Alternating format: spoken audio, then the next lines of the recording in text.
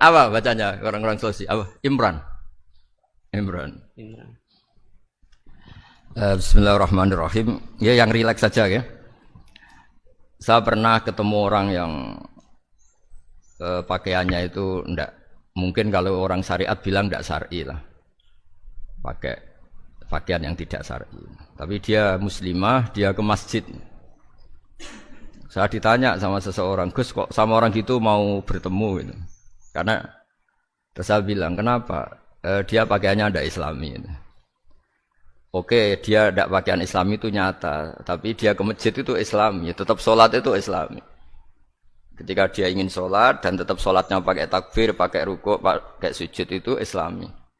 Wong setelah di masjid ya pakai mukena, pakai. Kalau sama-sama nyata, Anda kan boleh ngingat sama-sama yang fakta. Gitu. Dia punya kesalahan dalam berpakaian, dia punya kebenaran dalam sujud, dalam rukuk, dalam ibadah. Dan itu tradisi Quran. Quran ya cerita fama ya'mal mithqala dzarratin khairan yarah wa may ya'mal mithqala dzarratin syarran yarah. Apa susahnya sih ingat dua-dua sisi itu? Sama bernegara atau bertetangga. Kita bayangkan jangan bernegara dulu, terlalu luas, bertetangga saja. Ukuran. Karena nanti sama, bernegara sama bertetangga itu hadisnya sama. Kita di kampung itu ya ada masjid dan orang-orang yang enggak sholat juga nyumbang masjid. Bahkan ada yang nyumbang masjid banyak terus tidak sholat. Karena keramik saya sudah sholat katanya. Saya pernah ketemu orang model gitu itu ya ada. Jadi, tapi ada juga yang sholat terus tapi nggak pernah nyumbang masjid. Ya orang banyak. Intinya itu Allah itu punya tradisi, punya sunnatullah. Kebaikan ya dihitung, kejelekan juga dihitung. Dulu ketika Rasulullah SAW hidup bersama komunitas yang majmu', itu sebetulnya permintaannya Nabi jangan halangi kami saat mau beribadah. Dulu sampai perang karena mereka menghalangi. Sebenarnya problem mereka wa yasudduna an sabilillah, menghalangi. Sebenarnya kalau dulu saling toleransi ya enggak ada masalah. Artinya ketika Anda ingin sholat di Indonesia agak dihalangi, ingin pengajian enggak dihalangi, sebenarnya ini enggak ada masalah. Ya, soal ada kebaikan, ada keburukan ya mulai Nabi Adam sampai sekarang sampai kiamat. Itu cara pandang. Jadi cara pandang kita terhadap orang lain itu harus hal-hal yang nyata. Kalau kesalahan mereka nyata, kebaikan mereka juga nyata. Kenapa kita hanya ingat sisi yang jelek, tidak ingat sisi yang baik? Saya sering cerita ke santri-santri saya, bahwa setiap saya pengajian diundang orang di mana-mana itu saya mesti istighfar. Karena enggak ada pilihan. Saat saya datang ke pengajian di Sulawesi misalnya, saya tinggal ngaji di sini. Saat saya ngaji di sini, ninggal undangan yang di sana. Hidup itu tidak banyak pilihan, meninggalkan kebaikan, melakukan kebaikan. Artinya gini, dalam kebaikan saja ada kebaikan yang ditinggalkan. Apalagi dalam kejelekan. Makanya di sini ada pepatah terkenal dalam ilmu tasawuf itu. Wastighfaruna yahtaju ilal istighfar. Saat Anda baik saja butuh istighfar. Bapak saya kalau guyon gini, Mas Sofyan. Ada imam istiqomah jadi imam masjid sampai tua sampai batuk-batuk. Itu bagus istiqomah. Tapi itu masalah kata bapak. Akhirnya enggak kaderisasi katanya. Itu istiqomah apa enggak mau diganti orang lain katanya. Ada kiai dai di mana-mana. Itu mesti orang muji, "Oh, itu dai di mana-mana, laris enggak pernah di rumah." Pondoknya pasti bubar itu karena ditinggal. Jadi kebaikan seperti ada orang sering sowan kiai. Wah, itu malah lebih masalah lagi kan. Kadang kiainya pas istirahat, yang disalamkan template uang jatah susu anaknya. Hari itu waya tagihan malah lari sowan kiai. Nah, harusnya di rumah ada fardu ain tagihan listrik entah apa.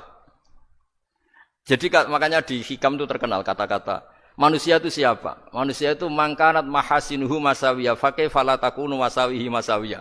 Manusia itu orang ketika baik saja salah, apalagi pas salah. Coba saya misalnya pidato begini, di atas panggung saya orang alim pidato nasihati orang. Di saat yang sama seperti yang tanya Mas Wildan tadi ada agak sopannya. Di situ ada mungkin orang yang lebih sepuh timbang saya. Masa lebih muda kok di atas? Yang di bawah lebih tua. Ada enggak sopannya? Mau enggak pidato disuruh, mau di atas disuruh, enggak sopan sama yang. Tapi misalnya yang paling sepuh pidato enggak pernah ngaji kok pidato terus gimana? Artinya ketika kita baik saja ada salahnya, apalagi pas salah. Sebab itu ajaran Rasulullah itu suruh berdoa Rabbana dzalamna anfusana. Sebelum minta itu merasa, ya Allah kita ini mendolimi diri kita sendiri. Karena dalam pilihan-pilihan itu pasti ada salahnya. Coba misalnya Anda bangun masjid habis 2 miliar. Yang harusnya 1 miliar sudah jadi. Terus nanti suatu saat ketemu Allah ditanya. Itu ada orang miskin, fakir miskin, yatim. Andai kan kamu sumbang 1 miliar itu sejahtera semua. Gara-gara kamu bangun masjid terlalu mewah. Ya tapi kadang-kadang orang kebaikannya itu orientasinya bangun masjid, gak tertarik nyumbang fakir. Saat itu cara berpikir gitu mau apa? Tapi kalau dia mau luhur manusia terbaik karena bangun masjid 2 miliar, coba diaudit secara kepentingan syar'i. Penting mana dengan ngasih makan fakir miskin? Penting mana dengan menikahkan janda misalnya? Penting mana dengan pendidikan? Apa artinya masjid mewah orang nggak tahu halal haram, nggak tahu najis, nggak tahu cara sesuci, nggak tahu cara adzan yang benar. Terus penting mana untuk beli kitab sama dipakai masjid? Apa artinya beli kitab apa tapi nggak makan? Penting mana makan sama beli kitab? Ada auditnya. Makanya manusia itu ketika baik pun disuruh istighfar. Apalagi ketika salah. Nah dengan perasaan seperti itu kebencian pada orang lain luluh karena potensi baik pada orang lain ternyata tinggi. Dan potensi salah ke kita juga tinggi. Nah, dilatih gitu. Jadi di Ihya itu ada kitab tawaduk.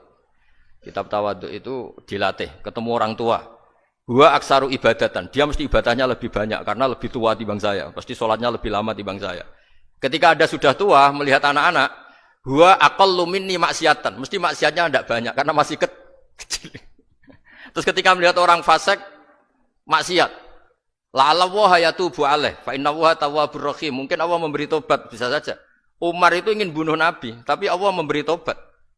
Yang sowan kiai saja tidak mesti dapat tobat. Umar ingin bunuh Nabi, tapi Allah memberi tobat. Akhirnya ya tobat jadi Islam yang baik. Dalam sejarah Wali Songo, Kalijogo sowan Sunan Bonang itu ingin garong, tapi malah jadi muridnya jadi wali. Kalau Allah sudah menghendaki tidak ada ya. Perang Uhud orang Islam kalah itu karena panglimanya siapa? Khalid bin Walid. Tapi dia malah yang dapat hidayah. Nah, sama orang yang sekarang Anda benci bisa saja Allah merencanakan ada apa? Hidayah di situ. Dan kita yang merasa benar jangan saja ada rencana Allah bikin kita su'ul khotimah. Na'udzubillah min dzalik kan tidak pernah tahu. Nah, dari tidak pernah tahu itu orang diusahakan tawadhu. Wa ma adri ma yuf'alu bi wala bikum. Kita tidak pernah tahu. Makanya meskipun saya ini kiai terus kata orang banyak itu ketok. Kalau istighfar ya nangis betul ya. Cuma kan enggak perlu di depan umum. Nanti ada penampilan kan ribet kan nanti. Sudah nangis, gak ikhlas, gak mutu. Ya gitu ya. Yang Mas Wildan tadi, apa pertanyaannya? Diulang. Selain masalah akhlak tadi. Tentang bagaimana cara kita bersaudara tanpa memandang kepentingan duniawi. Nah ya, makanya tadi saya bilang, bernegara itu pakai hadis, misalnya Nabi pernah ngendikan, kamu itu punya 3 tetangga. Yang satu punya 3 hak. Yaitu dia tetangga kamu, dia seagama kamu, dia sesaudara kamu. Jadi ada 3 hubungan. Seagama, sesaudara, dan tadi apa? Dia tetangga kamu, dia seagama dengan kamu, dia masih kerabat kamu. Terus ada tetangga yang punya 2 hak. Yaitu dia tetanggamu, seagama dengan kamu, tapi tidak sekeluarga dengan kamu. Terus ada tetangga yang punya 1 hak. Dia ada keluarga kamu, dia ada seagama dengan kamu, tapi tetap punya hak karena itu tetangga kamu. Dan itu kata Nabi semuanya berhak kamu baikin karena ada hakul jar. Makanya dulu doa ada bil kubri itu ceritanya sederhana. Ada seorang perempuan Yahudiyah, sowan Sayyidah Aisyah. Kalau sowan ya dikasih uang sama Sayyidah Aisyah. Padahal Yahudiyah. Ketika dikasih uang, terus si Yahudiyah tadi semoga engkau diselamatkan dari siksa kubur. Zaman itu Sayyidah Aisyah belum dengar hadis tentang siksa kubur. Setelah Rasulullah datang, saya tadi diminta didoain enggak saya terima karena saya enggak percaya. Terus Nabi ngendikan itu benar adanya siksa kubur. Ketika komunitas Yahudi di Madinah itu puasa Asyura, Nabi coba tanyakan mereka, kenapa puasa Asyura? Padahal orang Yahudi. Oh, terus setelah ditanya, yaumun najjawahu fihi Musa itu hari di mana Allah menyelamatkan Nabi Musa, kata orang Yahudi. Terus kata Rasulullah, nahnu ahaqqu bi Musa. Saya juga berhak menghormati Musa. Kemudian Nabi puasa. Suatu saat lagi ada orang Yahudi datang, ya Rasulullah, ya Muhammad, manggilnya ya Abul Qasim karena orang Yahudi, ya Abul Qasim, nanti nasib langit bumi ini di mana? Manusia yang sudah mati-mati di mana ketika bumi dihancurkan? Mayat-mayat yang sudah di kuburan di mana? Terus orang Yahudi tadi bilang, Inna woha wadu as-samawati ala dzih wal arodina ala dzih. Soalnya Allah itu bisa saja mengelola langit bumi yang sudah hancur gini-gini. Nabi itu tertawa-tawa. Dalam sebuah riwayat disebut hatta badat nawajidu. Tertawanya Nabi itu lepas sampai giginya kelihatan.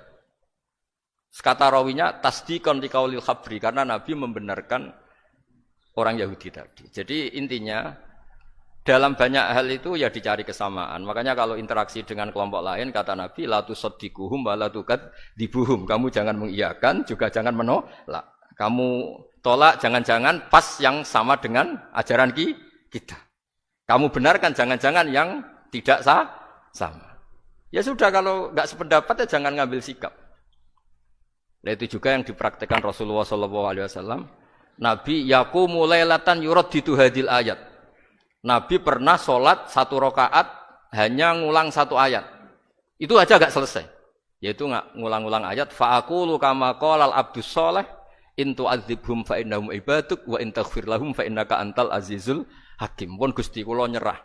Semua ini hamba jenengan, monggo jenengan napakno sing duwe jenengan. Intinya itu ini wilayah jenengan ndak wilayah saya. Nah, kadang-kadang kita sebagai manusia itu jumawa seakan-akan itu wilayah kita. Kita nyiksa terserah kita, mengampuni ya terserah kita. Padahal tidak milik kita. Dunia ini milik Allah Subhanahu wa taala. Makanya yang terakhir saya ijazahkan ijazah bapak. Bapak saya itu orang hafal Quran, alim tapi lucu, senengannya guyon. Kalau ngajarkan saya tauhid, tasawuf itu gampang. Hak, kamu punya tetangga, punya Innova. Terus kamu berpikir, kamu miskin berpikir. Itu pajaknya aja berapa? Kalau bannya sudah halus itu gantinya kayak apa, kalau rusak kayak apa. Terus kata bapak, orang melok duwe kok mikir, udah ikut punya kok mikir. Terus coba kamu nggak ikut punya Alphard, terus saya mikir, wah itu pajaknya berapa Pak Martinus, bisa dipakai beli motor kan, pajaknya apa? Alphard ini. Oh nggak ikut punya kok. Nah, dunia itu rawekmu, mbok pikir lah apa ono sing duwe. Maksudnya dunia itu milik Allah, apa kamu pikir itu milik yang punya gitu. Nah, itu yang dimaksud dalam ilmu tasawuf, da'it tadbir fama qoma bi ghairuk la tuqim bihi nafsak. Sudah kamu enggak usah ikut campur. Itu wilayahnya Allah gitu, karena wong enggak ikut punya kok ikut mikir. Anda benci orang, benci sekali karena dia tauhid misalnya. Jangan-jangan Allah punya rencana memberi hidayah dia. Atau Allah punya rencana dari dia keluar orang-orang Islam yang soleh. Makanya ketika Malakul Jibal, ya Rasulullah saya disuruh Allah, terserah engkau. In syi'ta an udbiko alaihim al-akhshaban. Kalau engkau mau orang-orang yang mendustakan kamu saya hancurkan. Apa jawabannya Nabi? La, jangan. Bal arju ayyukhrijawah min aslabihim ma ya'budu wa la yusyriku bihi syai'an, itu di Bukhari. Enggak, bisa saja sekarang dia kafir, anak turunnya jadi Islam. Dan betul. Abu Jahal punya anak Ikrimah, Abu Lahab punya anak Darro. Walid itu musuh besarnya Nabi, punya anak Khalid. Ya sudahlah, kita selalu berharap bahwa ini wilayahnya Allah. Sudah kita berharap. Agama ini bagi yang selalu punya harapan. Limangkan yarjuwoha. Orang yang selalu punya harapan. Kita berharap tambah hari tambah baik, tambah damai, tambah kondusif, tambah segalanya baik. Dan saya seperti ini juga ingin ikhlas dan akan selalu ikhlas. Ya saya sering bilang kalau pejabat mau sini itu sering tak ngel-ngel. Saya ini sudah ingin Indonesia itu baik itu tanpa diminta. Kalau diminta itu malah seakan-akan saya belum melakukan. Ini kan. Sudah saya lakukan kok baru minta. Karena ini wilayah kita semua, artinya ingin baik itu keinginan kita semua. Status kita. Kata Sayyid Zabidi dalam kitab Ithaf, keinginan baik itu syakhsiyatuk wa haqiqatuk. Itu kamu sekali. Manusia itu kan kata Allah Ta'ala, saya pertama menciptakan manusia itu khunafa, orang yang berkeinginan baik. Baru digoda setan terus